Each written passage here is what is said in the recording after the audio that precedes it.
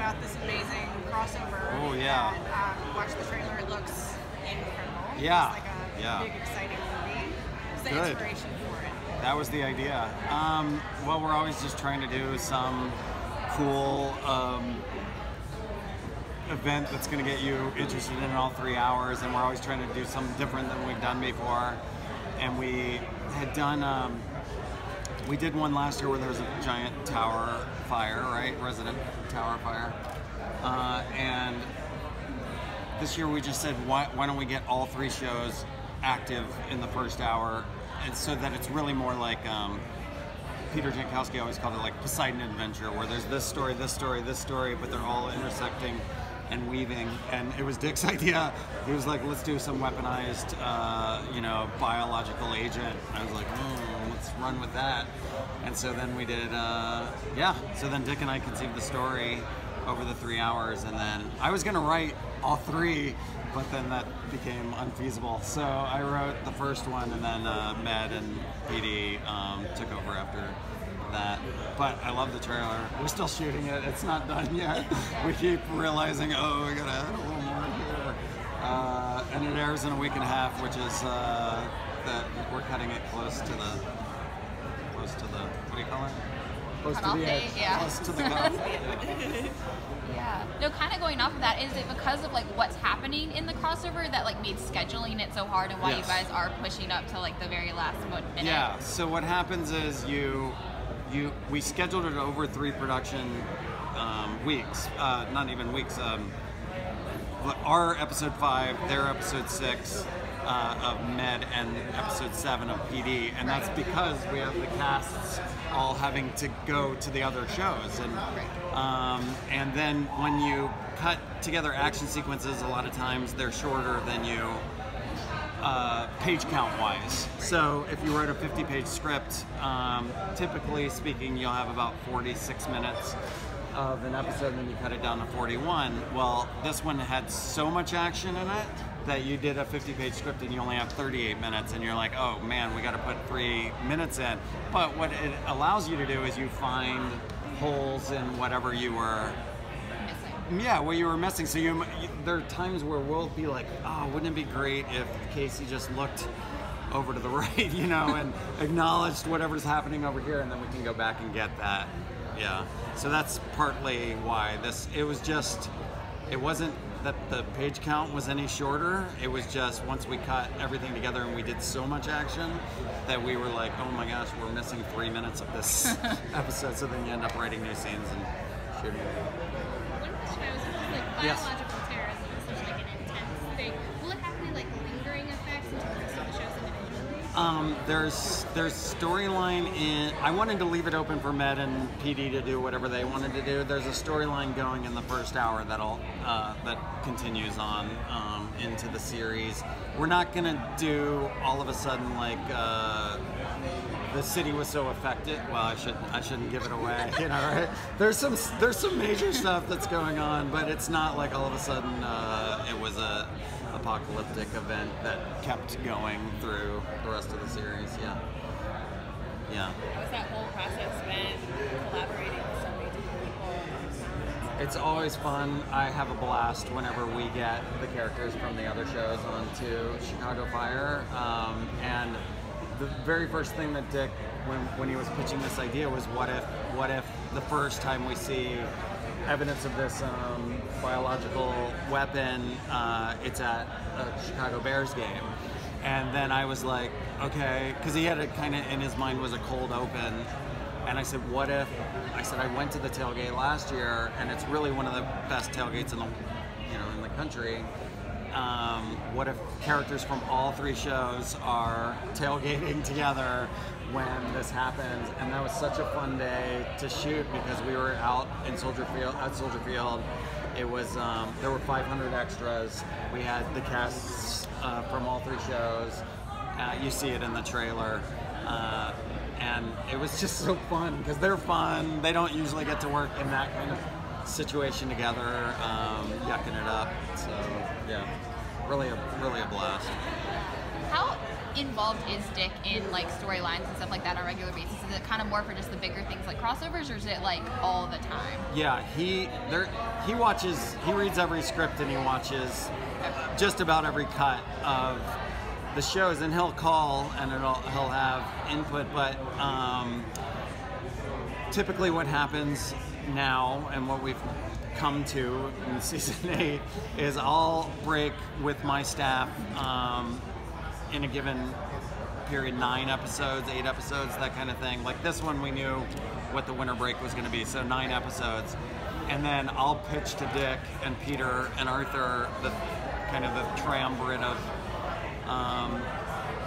Wolf Entertainment. I'll pitch to them, here are the big storylines that we're doing, even little like here's the comedic runners, here's whatever, and that'll be over like a 2-hour period, and then he'll give me his feedback, and if it's something major then he might push back on it, otherwise he really lets us run with it.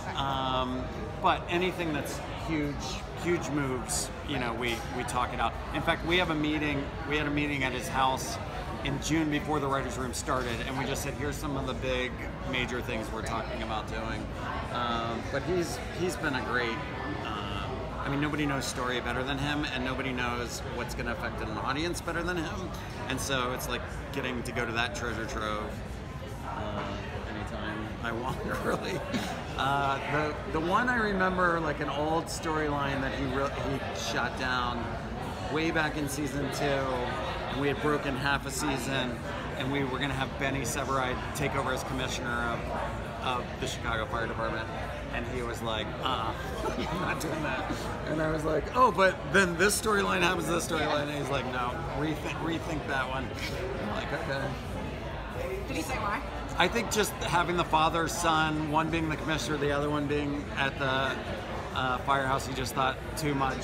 Yeah, too much away from our firehouse. Right. And yeah, so that's the one I can remember, and that was in season 2. Kind of a broad question. Yeah. One of the things I've been reading about entertainment is that it's becoming more digital, like creating more of like an online brand. Yeah. Is that affecting any of the Chicago One series at all? Only in positive ways. Elliot Wolf, Dick's son, who's really smart and fun. You should meet him. Well, I'm sure he's going to be here. But he took over like, hey, we got to bring this into the modern millennium. Let's go have a digital presence. And so he's always coming down to my office and just like, hey, what if we got 2 characters from your show to do X, Y, Z? I'm like, whatever you want. I like I love promotion. And so I think it's like a natural promotion element, but he's got all these big plans for doing, digital shorts, doing podcasts, doing, I think they're doing an SVU podcast already. So who knows what's going to happen in the next. I wouldn't bet against Wolf on anything, and Elliot especially.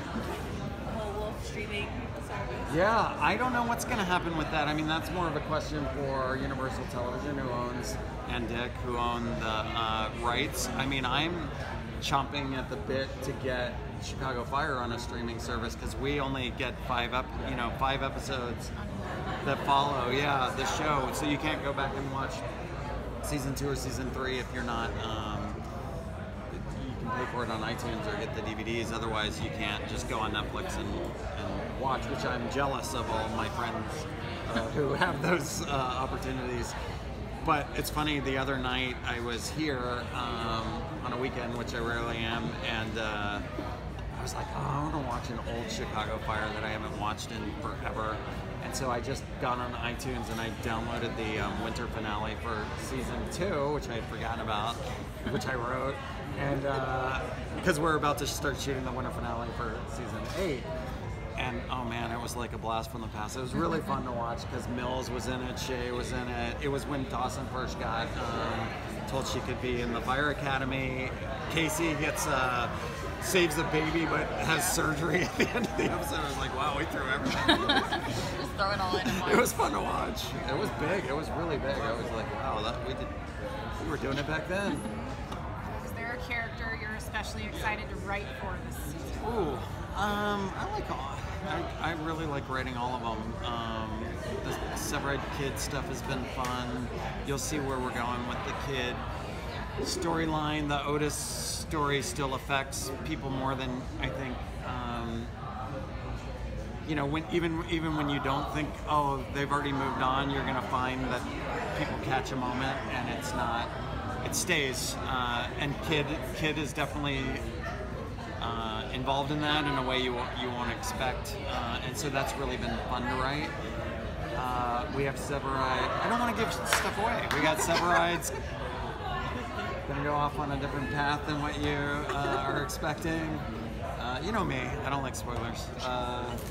But I do like writing all of them. I like writing the funny stuff. I really enjoy doing. Like it all. I told Dick at the beginning of the year, I got asked by a reporter over the summer, they were like, what's it like writing a Chicago Fire? I can't remember how the question was phrased, but it was kind of like after 8 seasons, it's kind of like you're in a formula or whatever. And I was like, oh no, it's easy. You just have to write action, suspense, romance, comedy, drama, thriller, all in 1 hour, and make people care. You know, that's the formula. So we just met Gallo last week for the first time, and now we've got Gallo, and we've got Ritter, we've got this kind of like candidate class, for lack of a better phrase. Like, what do you like about having that candidate class, like, in addition to the characters that we've known for so long? Yeah, I love it. In fact, I saw both of them last night, Alberto and Daniel, and we've shot some scenes with just the two of them recently. And I was like, that stuff is really working. We're going to keep doing that. I don't know about you guys, but when I started off writing, you know, there was an older generation of writers who I admired, but then it was finding your own peers, right? And you know, we'd form a message board, or we'd do whatever just so we could talk issues that affect you as younger writers, you know. And so we thought that would be a fun thing to do with Ritter and Gallo, is that they're part of a young firefighter group that we don't even know about yet, but you're gonna see that and meet them. Done already? It was so fast. No, we've got so many to so much fun. I know. They got